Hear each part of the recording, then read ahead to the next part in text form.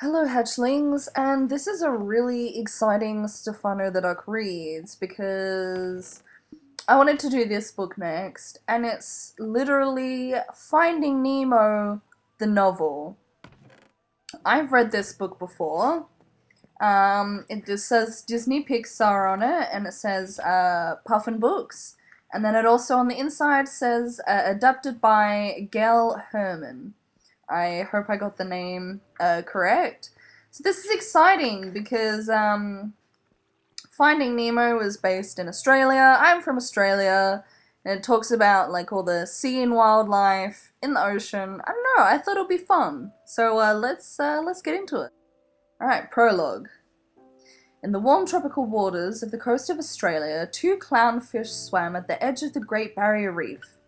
Here the ocean was a place of brightly coloured anemones, towering corals, and delicate sea plants. But just beyond the reef was the vast open sea. Yes, honey, it's beautiful, a clownfish named Coral said nervously to her husband Marlin. When you said you wanted an ocean view, you didn't think you were going to get the whole ocean, did you? Oh yeah, a fish can breathe out here, Marlin boasted. He grinned. The edge of the Great Barrier Reef. He couldn't think of a better spot to make their new home. I know that the drop-off is desirable, with the great schools and the amazing view and all that. But do we really need so much space? Although Coral loved her new anemone home, she was a bit cautious about the location near the open sea, with its unpredictable dangers. Coral, honey, our kids deserve the best, Marlin said. They'll wake up, poke their little heads out the window, and they'll see a whale passing right by. Shh! Wake the kids, Coral whispered.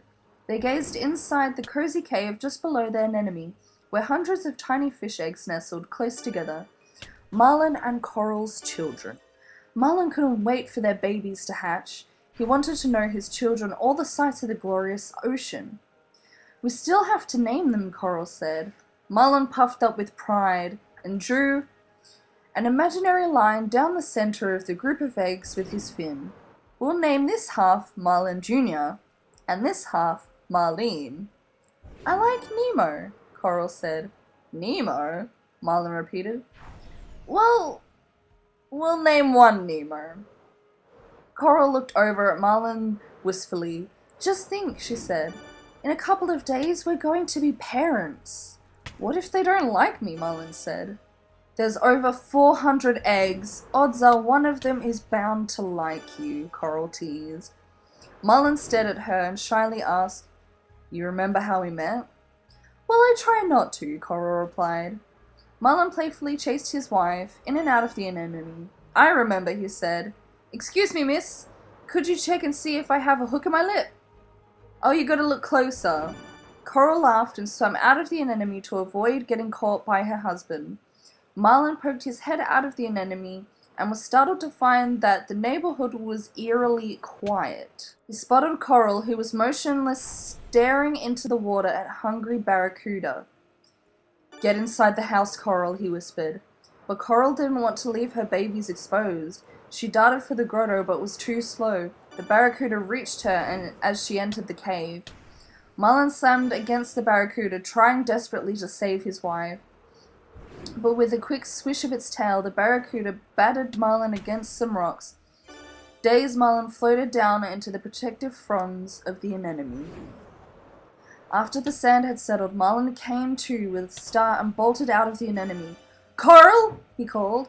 There was no answer. He peered inside the grotto, empty. He squinted into the vast blue water.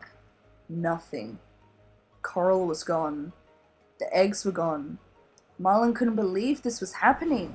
In the space of a few minutes, his life had been changed forever. His family was gone. He shook his head.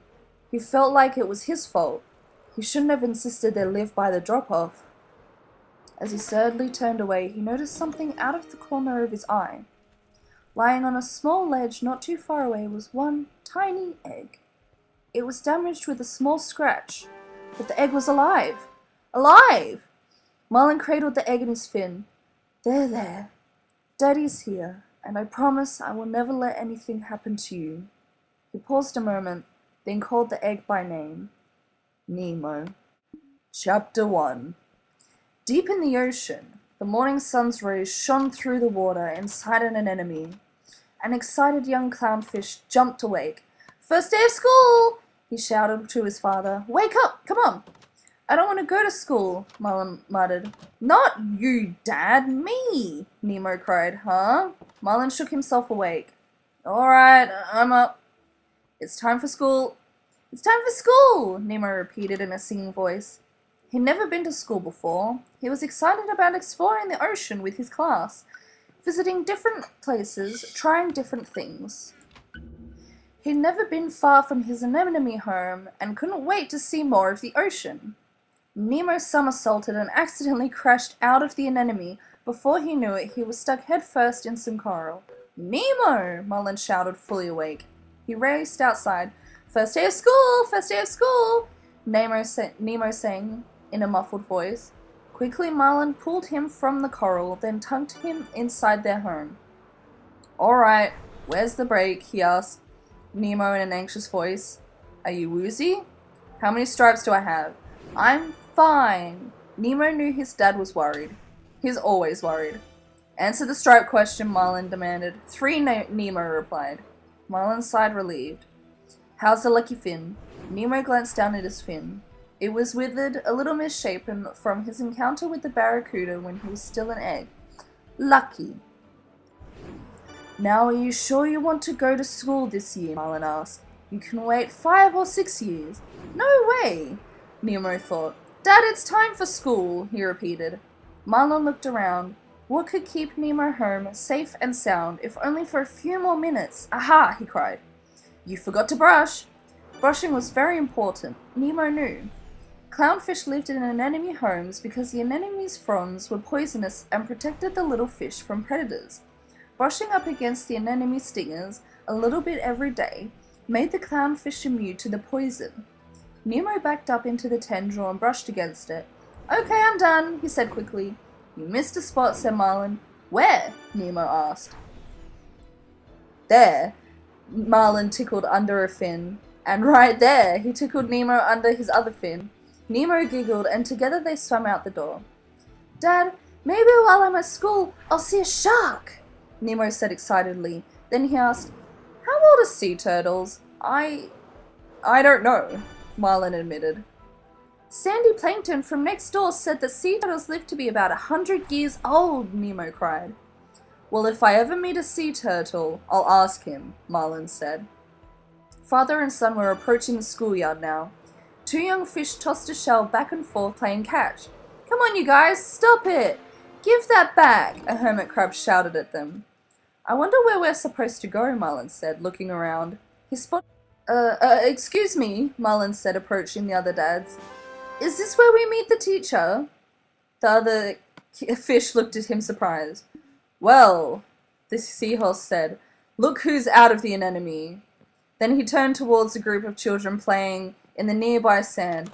"Sheldon," the father called to his son, "get out of Mr. Jonason's yard now." The giant flounder and the small fish were playing on a suddenly sprang from his resting place in the sand.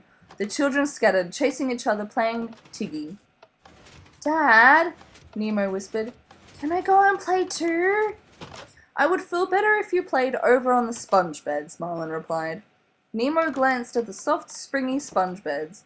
Little newborn fish jumped on them, their mothers watching carefully. He wasn't going over there. That was for babies. Just then some children raced up. They were about Nemo's age. They looked at him curiously. "What's wrong with his fin?" asked a pink octopus named Pearl. "He looks funny," said Tad, a butterfly fish. "Be nice," Tad's dad warned. "It's his first time at school." "See his tentacle?" Pearl asked Nemo. "It's actually shorter than all the other tentacles, but you can't really tell." "I'm H2O intolerant," said Sheldon. "I'm obnoxious," said Tad. Just then, a big blue manta ray swam up to the reef. "Mr. Ray!" shouted the children, rushing over to the teacher. "Come aboard, explorers," said Mr. Ray. The children lined up in front of their teacher. Nemo joined them, with Marlin right by his side. Nemo turned red. "Dad, you can go now," he whispered, but Marlin stayed right where he was. One by one, the children climbed aboard Mr. A. "Well, hello," Mr. A said when Nemo reached him. "Who is this?" "I'm Nemo." "Well, Nemo, all the new explorers must answer a science question," Mr. A said. "You live in what kind of home?" "In an anemone, an anemone, anemone," Nemo said, struggling to say the word. Okay, don't hurt yourself," Mr. A said. "Welcome aboard, explorer." "Just so you know," Marlin added quietly, "he's got a little fin. I find if he's having trouble swimming, I let him take a break. 10-15 minutes. "Dad," Nemo said, annoyed. "It's time for you to go now." "Don't worry," Mr. A told Marlin. "We're gonna stay together as a group." "Bye, Dad," Nemo shouted, and Mr. A swam away with the students.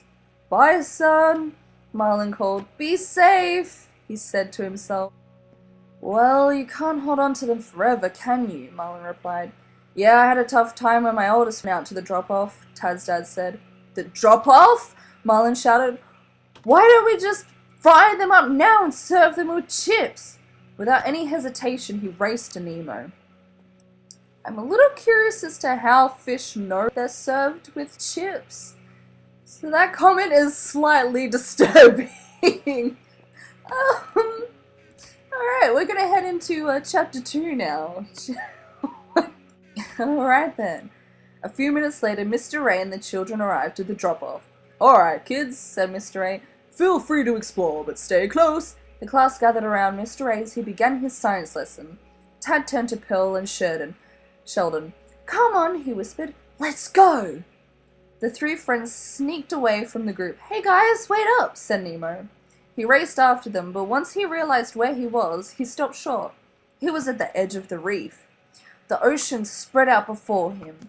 It was so big, so wide, and so blue. It was like nothing he'd ever seen. "Whoa," he explained. "Cool," said Sheldon, Pearl, and Tad at the same time. Tad pushed Pearl towards the edge. "Ah!" she cried. Then he yanked her back. The small octopus looked down. She was covered in black liquid. "Oh, you guys! You made me ink!" Nemo felt dizzy with excitement. He was playing with friends, seeing the ocean. It was all so new. "What's that?" Nemo pointed a fin at a dive boat floating on the surface. "I know what it is," said Tad. "Sandy Plankton saw one. She said it was called a butt." "Wow," explained Pearl. "That's a pretty big butt." Ooh, look at me," Sheldon said, starting to swim out to the open water. "I'm going to touch the butt." Achoo! He sneezed, and the force of his sneeze moved him a bit closer to the boat. "Ah!" Sheldon screamed. He raced back to his friends. The others laughed. "Well, let's see you get closer," Sheldon dared them. Pearl jumped out, just a little past where Sheldon had been. Then she hurried back. "Beat that!" Next, Tad swam out even further than Pearl. "Come on, Nemo," he said. "How far can you go?" Nemo stammered. "My dad says it's not safe." Suddenly, Marlin swam up next to Nemo. He pulled Nemo away from his new friends, nervous and angry. Marlin scolded Nemo. "You were about to swim into open water." "No," Nemo said. "I wasn't going to go out." "It's just a good thing I was here," Marlin interrupted. "If I hadn't shown up—" "But Dad, no," Nemo started to say. The other children gathered around them. "Sir, he wasn't going to go," said Pearl. "Yeah, Tad, he was too afraid." "No, he wasn't," Nemo said defensively. "This does not concern you kids," Marlin said to Nemo's friends. "And you're lucky I don't tell your parents you were out there." Then he turned to Nemo. "You know you can't swim well." "I can swim fine, Dad, okay?" Nemo cried. "No, it's not okay. You shouldn't be anywhere near here," Marlin said. "I was right. You know what? We'll start school in a year or two." "No, Dad, just because you're scared of the ocean." "Clearly you're not ready, and you're not coming back here until you are," Marlin said. "You think you can do these things, but you just can't, Nemo." I hate you, Nemo whispered under his breath. His dad had embarrassed him in front of everyone. Nemo would show them he wasn't scared of the ocean like his dad. Excuse me, Mr. Ryan swam up to Marlin, shooing the children away. Is there anything I can do? You know, I'm sorry. I didn't mean to interrupt things. He isn't a good swimmer, and I just think it's a little too soon for him to be out here unsupervised, Marlin explained. Well, I can assure you he's quite safe with me, Mr. Ray started to say. Marlin shook his head, interrupting the teacher. Look, I'm sure he is, but you have a large class. He can get lost, you know, from sight if you're not looking. Now, I'm not saying you're not looking. You're looking. As the grown-ups kept talking, with one little fish gasped. Oh my gosh! Nemo's swimming out to sea! Nemo! Marlin shouted. What do you think you're doing? You're gonna get stuck out there and I'm gonna have to get you before another fish does. Get back here. I said get back here now. Stop! You take one more move, mister. Nemo ignored his father. I'm getting closer, he thought. Closer, there. He slapped the side of the dive boat with his fin. He touched the butt, Tad said in amazement. You just paddle your little tail right back here, Nemo, Marlin yelled. That's right. You're in big trouble, young man. Do you hear me, big? Marlin froze, unable to speak, but now everyone else was shouting for Nemo to swim back quickly. Nemo realized everyone was looking behind him. What was going on? He spun around to look. All he could see was his own reflection in a giant diver's mask. Chapter 3. Daddy! Help me! Nemo shouted, realizing that he was in danger. Marlin shook himself out of daze. Coming, Nemo! Mr. Ray led the other children to safety. Marlin started towards Nemo. A second diver suddenly appeared. He grabbed for Marlin. Marlin darted away, but he couldn't get around the diver. He couldn't get closer to Nemo. He could only watch as the first diver net fell over his little son. No! Marlin screamed. Nemo! Nemo was being pulled to the surface of the water, further and further away. The divers disappeared into the boat. Marlin raced towards it, but the boat's motor started and the force of the propeller pushed him back. Still, Marlin swam with all his might. If he could just catch up, just get closer, maybe he could save Nemo. Above the surface, the boat rocked from side to side in the choppy water. Splash! A diver's mask fell overboard. Marlin swimming as fast as he could in the boat's wake, but the boat sped ahead, leaving him behind. Soon it was just a speck on the horizon, and then it completely disappeared. Nemo, no! Marlin shouted. He ducked underwater. Has anybody seen a boat, please? A white boat! He called to a school of passing fish. They took my son! Help me! No one answered. They just kept swimming, bumping into Marlin as they rushed along. One of the fish bumped him a little too hard, and he was knocked down to the ocean floor. Dazed, Marlin looked up to see a regal blue tang fish rushing over to him. Oh, sorry, I didn't see you, sir. Are you okay? The blue tang asked. He's gone, Marlin groaned. They took him away. I have to find the boat. A boat? The blue tang asked. Hey, I've seen a boat. Marlin perked up a bit. You have? He asked. Uh-huh, the fish said. And it passed by not too long ago. A white one? Marlin asked. The blue tang stepped under her fin and said, Hi, I'm Dory. Where? Marlin said, ignoring Dory's greeting. Which way? Oh, Dory said. It went this way. This way. Follow me. Dory led Marlin away from the reef, towards the open ocean. Thank you so much, said Marlin. No problem, Dory said, swimming along quickly. Bit by bit, she slowed down. She glanced back at Marlin with a strange expression. Then she sped up. She swerved all around. Is she trying to lose me? Marlin wondered. Finally, Dory hid behind a giant plant. Marlin swam past, then he darted out and swam the other way. Marlin spied her and spun around too. Will you quit it? I'm trying to swim here. What? The ocean isn't big enough for you, Dory cried. Stop following me, okay? Marlin was totally confused. What are you talking about? You're showing me which way the boat went. Dory bobbed excitedly. A boat! Hey, I've seen a boat. It passed by not too long ago. It went, this way. Follow me. Wait a minute, Marlin cried. What's going on? You already told me which way the boat was going. I did? Dory looked embarrassed. Oh no. I'm sorry. See, I suffer from short-term memory loss. I forget things almost instantly. It runs in my family, at least I think it does. Where are they? She gazed into the distance, trying to remember. Then she looked at Marlin. Can I help you? You're wasting my time. I have to find my son, Marlin said. Marlin turned tail to leave, but instead of swimming away, he could only gasp. He was face to face with a very large shark. Chapter 4. The giant shark bared row upon row of razor's sharp white teeth as its mouth spread into a wide, hungry grin. Hello, said the shark. Well, hi, said Dory cheerfully. Name's Bruce. The shark held out a fin. Marlin shivered, too frightened to do anything. That's alright, Bruce told Marlin. I understand. Why trust a shark, right? Bruce studied the two smaller fish. How would you morsels like to come to a little shark get together I am having? Dory smiled. You mean like a party? Yeah, right. A party. What do you say?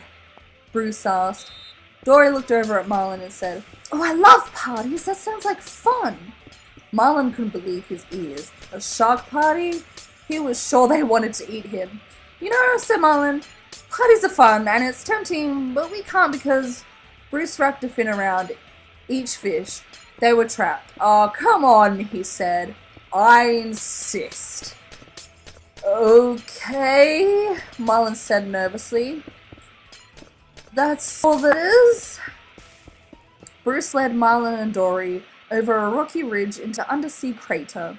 The giant hole was littering with floating sea mines. Heavy iron chains moored them in place. Hey look, said Dory, pointing to the mines. Balloons! It is a party. Bruce laughed. Mind your distance, Slow. Those balloons can be a bit dodgy. You don't want one of them to pop. Bruce weaved safely through the mines, taking Dory and Marlin with him. They drew closer to a shipwreck, a sunken submarine. They peered inside through a hole blasted in the middle. Anchor! Chum! Bruce called out. We've got company. A hammerhead shark with a Marco shark circled below. Well, it's about time, mate, said an anchor and a hammerhead anxiously. Chum agreed. We've already gone through the snacks, and I'm still starving. Bruce pushed Marlin and Dory down into the sub. More sharks, Marlin thought, and they were all snapping their jaws hungrily. Bring! A diving bell rang. Right then, the meeting has officially come to order, Bruce said, ushering them into the group. Then he swam into a rusted makeshift podium. All the sharks turned to him, listening closely. It is a meeting, Marlin thought. Let us all say the pledge, Bruce continued. Together, all the sharks recited. I am a nice shark, not a mindless eating machine. If I am to change this image, I must first change myself. Fish are friends, not food. Bruce nodded. Today's meeting is step 5. Bring a fish friend. Now do you all have your friends? Got mine, Anchor said proudly. He lifted a fin, a scared, shaking fish peeking out. Hey there, Dory said, waving. How about you, Chum? Bruce asked. Oh, well, I, seem to have misplaced my, friend, Chum said, embarrassed. He smiled just enough to reveal the skeletal remains of a fish tail stuck between his teeth. That's all right, Chum, said Bruce. I had a feeling this would be a difficult step. You can help yourself to one of my friends. Ah, thanks, mate, Chum said, hugging Marlin tightly. A little chum for Tummy, Marlin sighed nervously. I'll start the testimonies. It's been 3 weeks since my last fish. On my honor, or may I be chopped up and made into soup. The other sharks clapped. You're an inspiration to us all. Bruce looked around. Who's next? Dory swam up to the podium. Marlin groaned. What is she doing?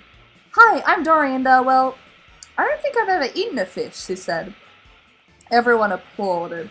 Good on you, mate, said one shark. That's incredible, said another. While the sharks were distracted, Marlin freed himself. He tried to get Dory's attention on the podium. Then Bruce spotted Marlin out of the corner of his eyes. How about you, mate?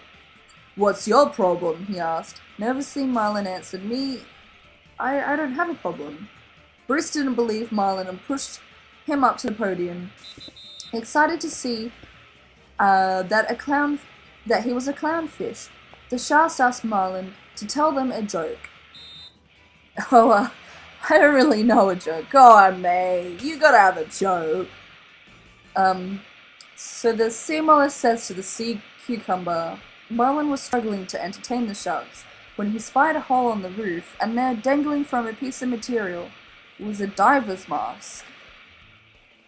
Chapter 5. It was the same mask that had dropped into the water when Nemo was taken away.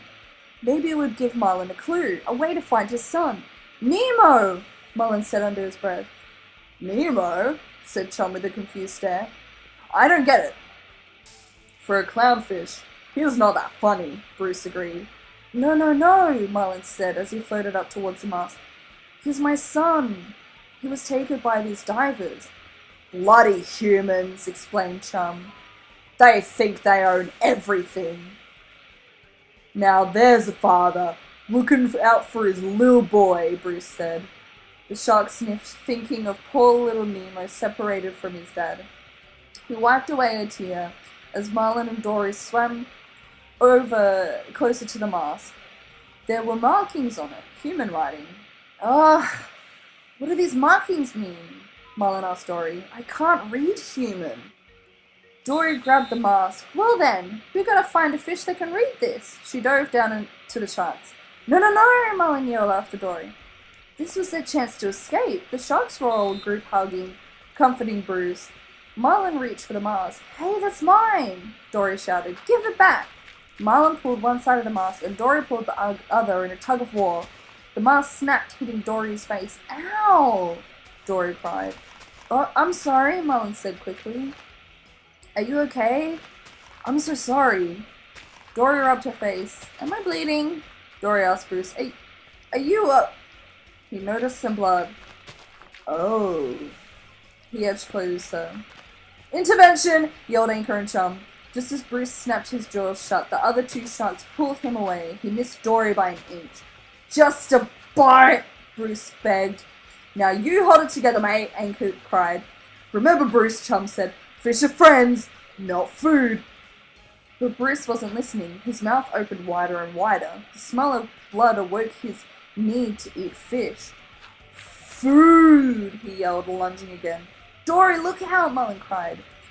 And Dory took a hold of the mask and took together and swam away. Yeah, and awkwardly and swam away.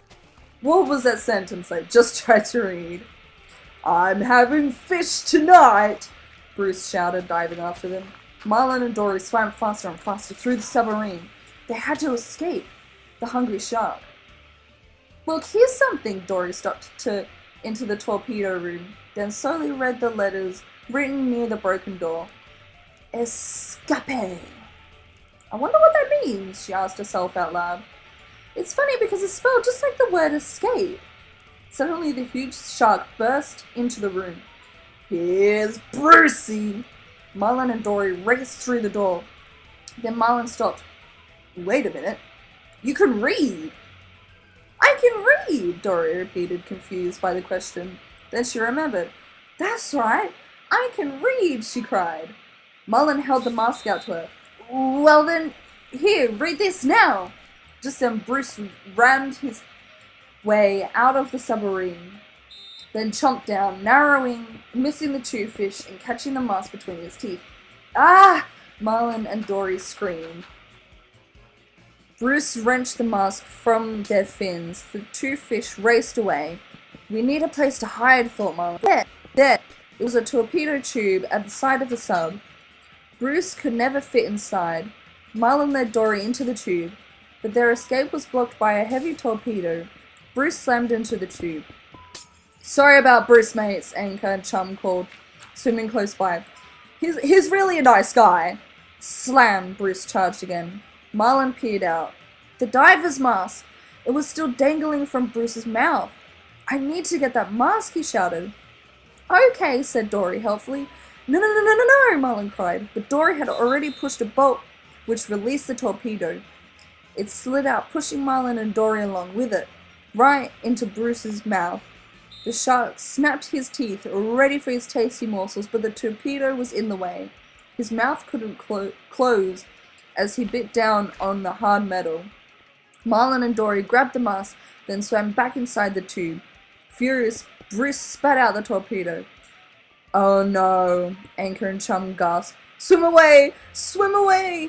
The torpedo struck a floating mine. Boom! It exploded, setting off a chain reaction. Each explosion was bigger than the one before. Boom! Boom! Boom! Chapter 6. Far, far away from his father, Nemo was plunged into unfamiliar water, where he landed on a plant of some kind. He peeked from behind the leafy fronds and called out, Dad? There was no answer. He gazed at all the new sights around him. Small, strange objects were everywhere. A miniature pirate ship, a tiny treasure chest, some sort of hut, a volcano, with red lights flashing along the sides to look like lava, and finally, 3 giant tiki heads. Terrified, Nemo tried to swim away, but instead he bumped into the transparent wall, then another, and another. He was in some sort of glass box. Outside the glass wall, people sat in a waiting room. The other inside a dentist approached a patient. Nemo heard them speaking, so he swam closer to the sound of their voices. The dentist, Dr. Sherman, saw Nemo and walked over the tank. Hello there, little fella, he said to Nemo. Then he turned to his patient and told him, I found that little guy struggling for life out on the reef, and I saved him. Nemo watched the dentist for a few more moments and then began to hear whispering behind him. Scared as he slowly backed away from the voices and bumped into the treasure chest. Hundreds of tiny bubbles poured out. Bubbles! Cried a voice. A yellow tangfish charged at Nemo. Nemo dodged the fish. Then he watched the fish attempt to put the bubbles back in the little chest. My bubbles! Cried Bubbles. Then the yellow tang protectively cried Bubbles, the yellow tang, yeah. Nemo raced into a nearby diver's helmet, but as soon as he was hidden, he saw a dark figure approaching it. It got closer and closer until it was looking at Nemo up close. Bonjour, a tiny cleaning shrimp named Jacques said. Nemo bolted out of the helmet and right into a blowfish. Whoa! Take it easy, slow down, little fella. There's nothing to worry about, Float said. Nemo quickly looked around him and saw he was surrounded by all kinds of fish. There was also a starfish named Peach, a black and white humbug named Deb, and a royal gammon named Gurgle. I want to go home, Nemo said to his audience. Do you know where my dad is? Honey, your daddy's probably back at the pet store, Peach said. Nemo looked at the starfish curiously. Pet store? He asked. All the fish chimed in at once. Pet palace, Gurgle said. Fishorama, added Deb. Mail order, said Bubbles. Nemo still seemed a little confused. I'm from the ocean, he timidly told the fish. The ocean! Gurgle yelled, as the rest of the tank gasped. Wow, the big blue. What's it like? Asked Bubbles. Nemo faltered. Big and blue? I knew it! Bubbles explained. Kid, if there's anything you need, just ask your Auntie Deb. Or if I'm not around, you can always ask to my sister Flo. Deb indicated her reflection in the glass. Nemo realized she thought it was her twin sister. All of a sudden, Peach yelled out, Root canal! The tank gang raced towards Peach to see the dental procedure that was in progress. They all watched with great interest, commenting as the dentist worked. Just then, a pelican flew into the open window by the fish tank. What did I miss? the bird asked. Am I late? Hey, Nigel, Peach said to the pelican. Root canal, and it's a doozy. Nigel looked over to the tank and noticed a new little fish. Hello, who's this? He asked. New guy, Deb said. As Nigel leaned closer to the tank to give Nemo a proper hello, Dr. Sherman walked into the room. Hey, he yelled. No. These are not your fish. Those are mine. Shoo! Nigel let out a loud squawk and flew away. As he took off, he knocked over some of Dr. Sherman's things. The dentist leaned down and picked up a picture in a frame that had fallen to the floor and cracked. Hey, little fellow, he said to Nemo. Say hello to your new mummy. She's going to be here Friday to pick you up. You're her present. As soon as Dr. Sherman walked away, the tank gang began to mutter, Oh, Darla, not her. She's bad news. What? Nemo asked. What's wrong with her? Poor Chuckles, Deb said. He was her present last year, said Blow. She's a fish killer, Peach added. Nemo was horrified. I can't go with that girl, the little clownfish said. I have to get back to my dad.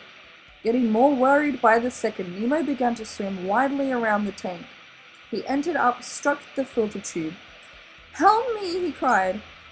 Oh no, the tank gang yelled. We've got to get him out of there. They all rushed over to Nemo, but stopped short when they heard someone say, Nobody touch him. They looked behind them and saw Gil, a Moorish idolfish, come out of the shadows. Can you help me? Nemo asked him, struggling. No, you got yourself in there. You can get yourself out, Gil replied. He started to swim away, but decided to give a little fish a bit of helpful advice. Alternate wiggling your fins and tails. I can't. I have a bad fin, Nemo said. Never stop me, Gil said, showing Nemo his severed pectoral fin. Just think about what you need to do.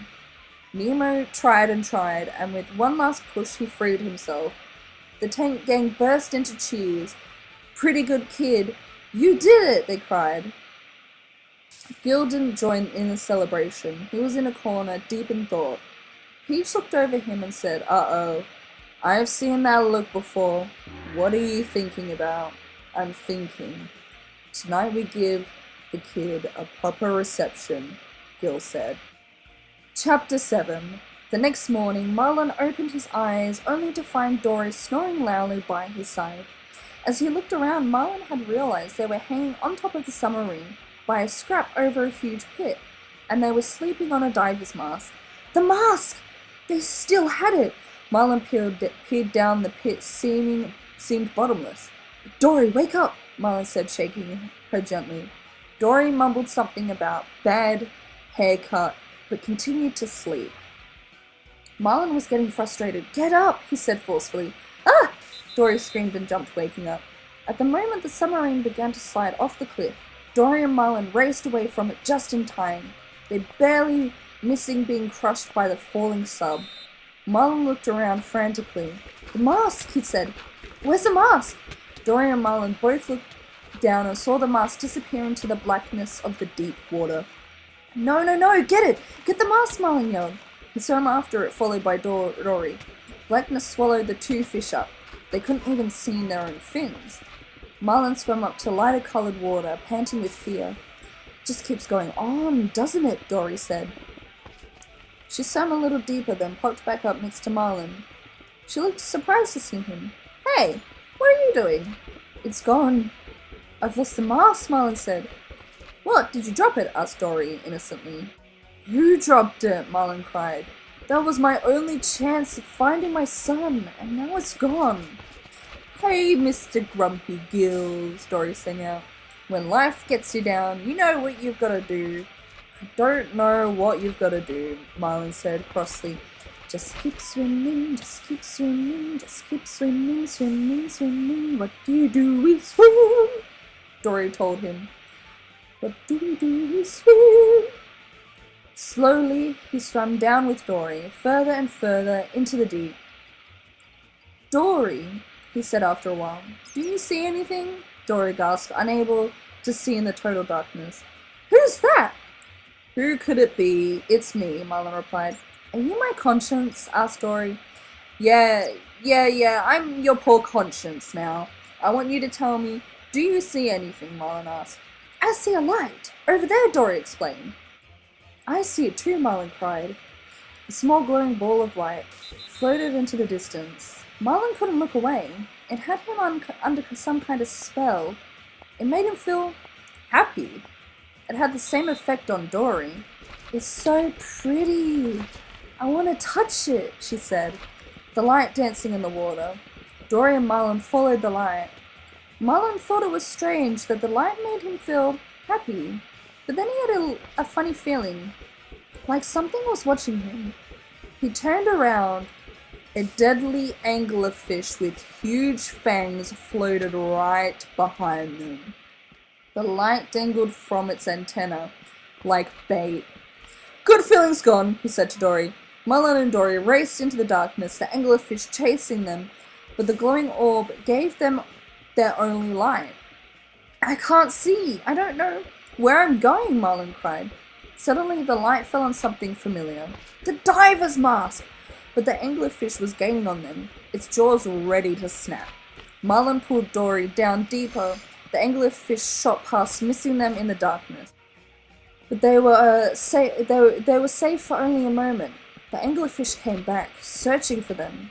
It swung close to Marlin, lighting the water nearby. Hey, look, a mask, Dory explained. Read it, Marlin said, as he launched himself towards the water, leading the anglerfish away. I'm sorry, but if you could just bring him a little closer, Dory asked. I kinda need the light. Marlin swam around Dory with the anglerfish right on his tail. He ducked between two rocks, safe for a second. He grabbed the antenna light and directed it towards Dory.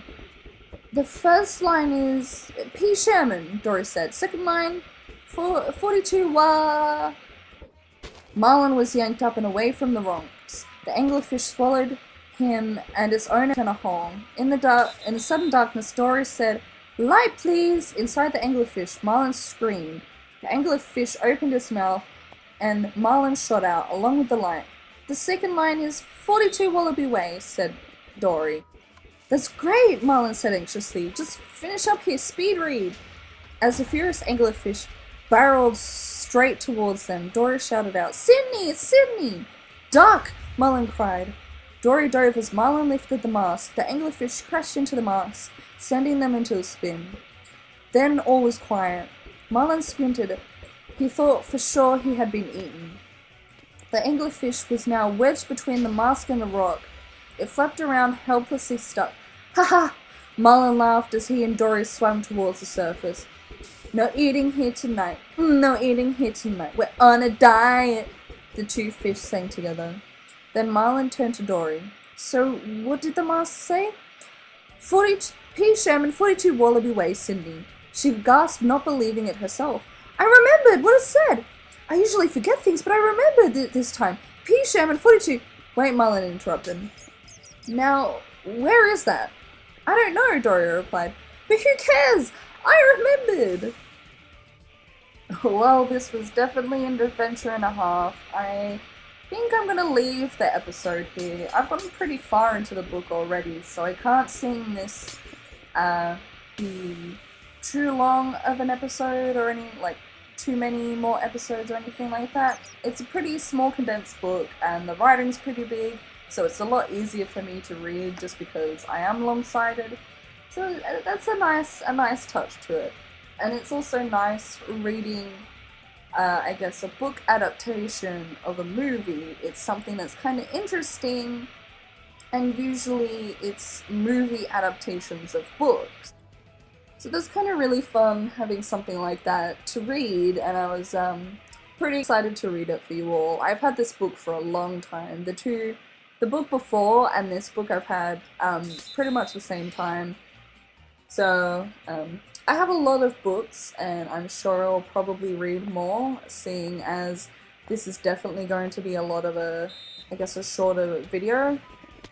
I thought it'd be interesting to try and do Stephano reads when I'm playing some Minecraft minigames. I'm not the best at them, but I'm hoping that me reading in the background kind of makes up for the fact that I'm quite awful at these minigames because this is my first time playing them, so as you can tell, I'm not the greatest. I'm kind of getting the hang of things, but definitely could be improved with these minigames. I was given the idea to do a Stephano Reads, like, with Minecraft videos, by my fiance actually, who, he does help a lot with, like, ideas and stuff for, like, videos and everything like that. It's not just me who makes all of these ideas. I couldn't possibly, like, my head always is constantly going, but he does a lot of stuff as well, so I wanted to sit here and thank him for giving me this idea to do it with some Minecraft stuff, because I think that's pretty cool.